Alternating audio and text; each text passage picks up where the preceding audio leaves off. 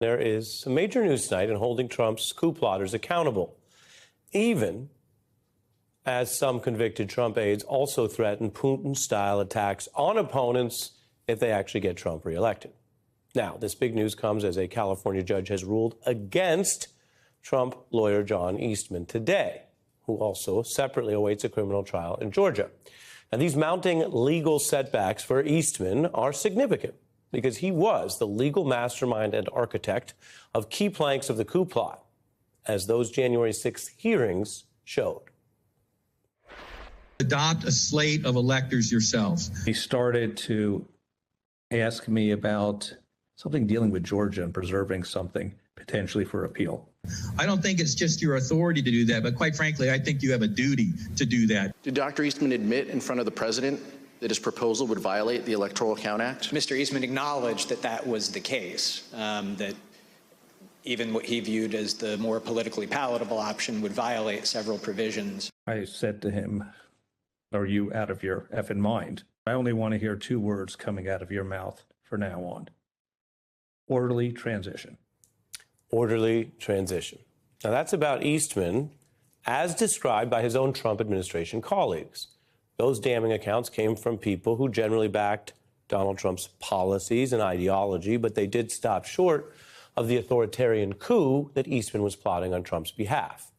Now, a judge has just ruled that Eastman should be disbarred, expelled from his lifelong profession as an attorney over his conduct in those plots.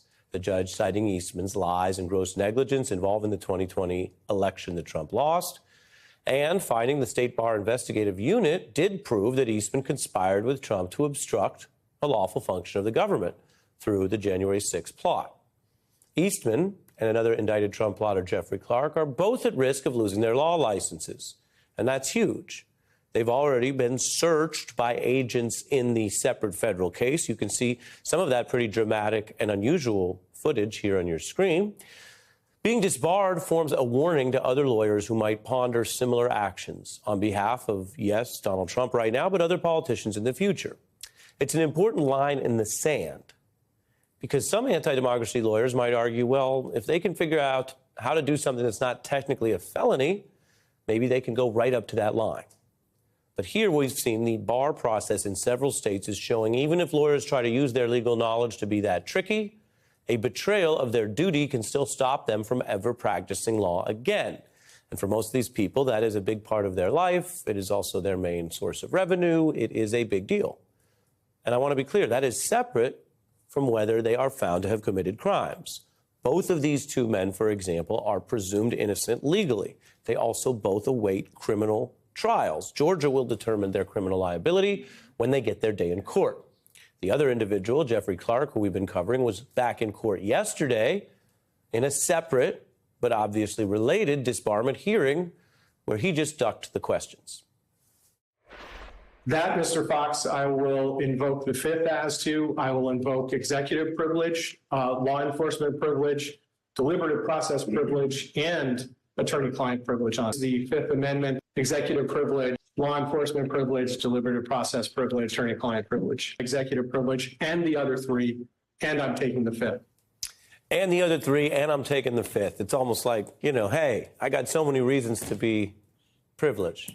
And legally, he may indeed have that right. For example, one of the rights you're afforded in our Constitution is that if you're facing potential prosecution and imprisonment, which is a very big deal, you cannot be forced to answer questions, to provide testimony and evidence against yourself, not only in that prosecution proceeding, but in other related judicial and legal proceedings. So he has that right. Here's the bad news, though. When you claim that right, you're only getting out of answering the question.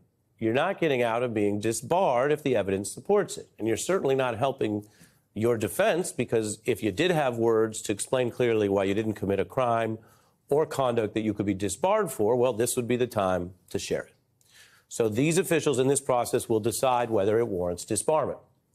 But there's a broader pattern here that, however long it took, really matters. And yes, Trump has shown he likes to delay things. It's his first and favored legal tactic, and sometimes we've shown ways that it has worked. But the delays for many of these other cases have not worked. They are failing.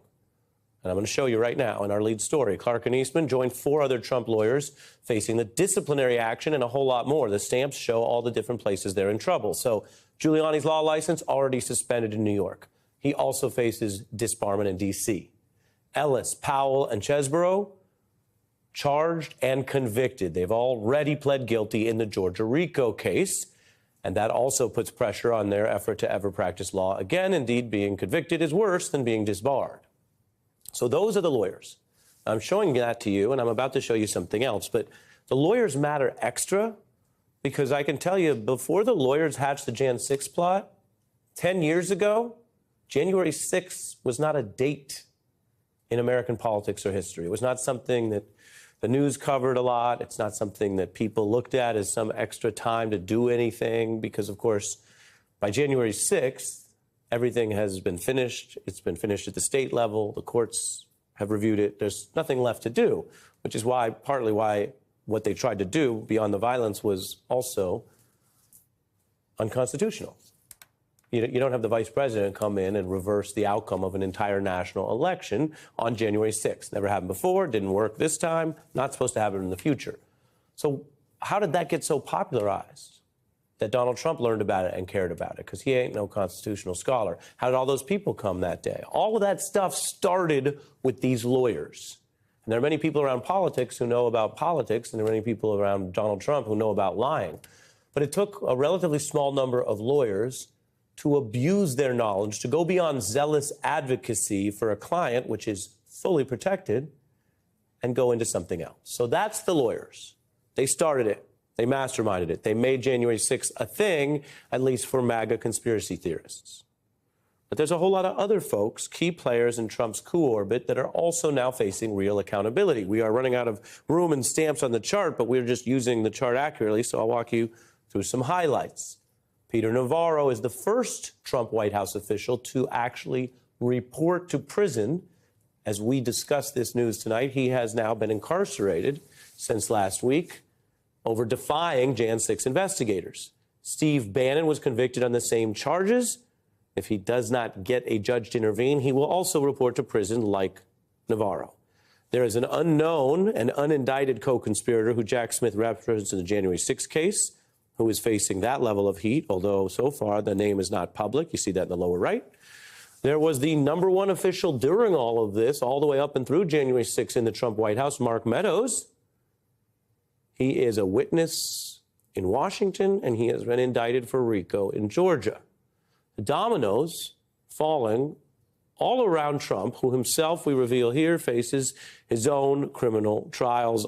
Just if you look at the coup, put aside classified documents, put aside the New York business issues or the civil fraud case, just on the coup, he has 2 indictments, and the DOJ case could still go to trial before the election, depending on what the Supreme Court does and other things.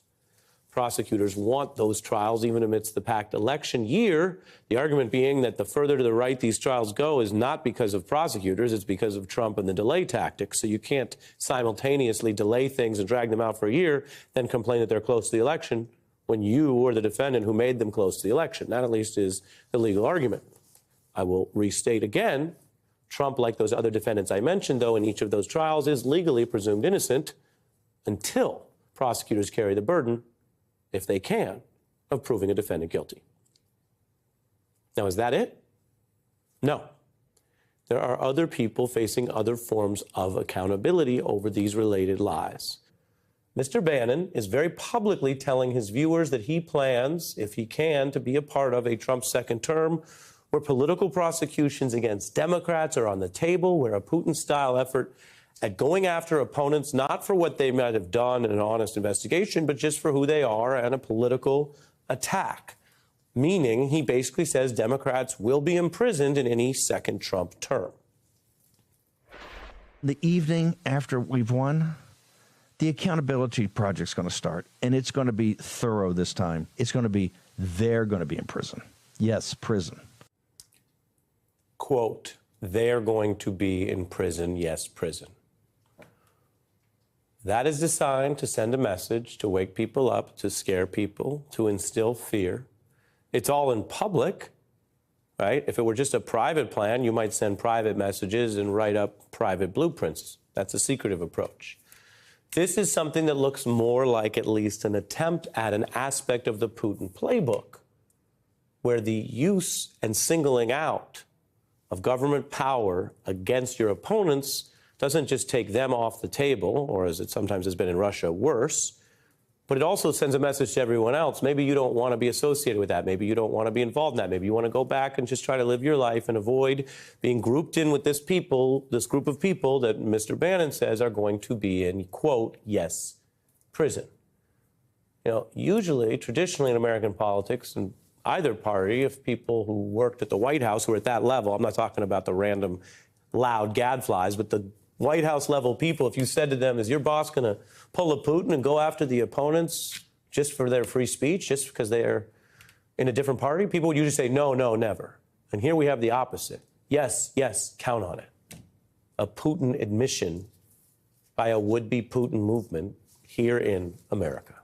Hey everyone, MSNBC has a new and improved app. You'll get real-time alerts and analysis, live blogs, in-depth essays, video highlights, and the best 2024 election coverage. Download the new MSNBC app. Here's how to do it. You tap on the App Store on your phone. You hit search on the bottom right corner. You type in MSNBC. You click on the MSNBC app. You click on Get or the cloud icon and enjoy it.